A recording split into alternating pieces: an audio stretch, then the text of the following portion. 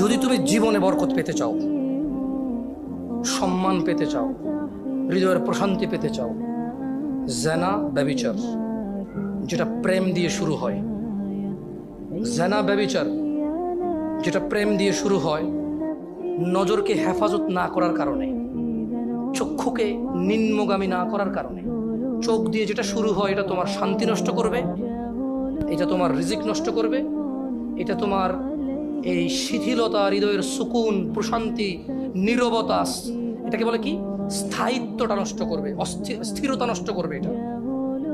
ছোট ভাই, তোমার প্রতি আমার নসিহত, তুমি কে নীল পড়ছে, লাল পড়ছে, কে ছোট পড়ছে, কে বড় পড়ছে, তুমি এগুলো মেজারমেন্ট করার দরকার নাই।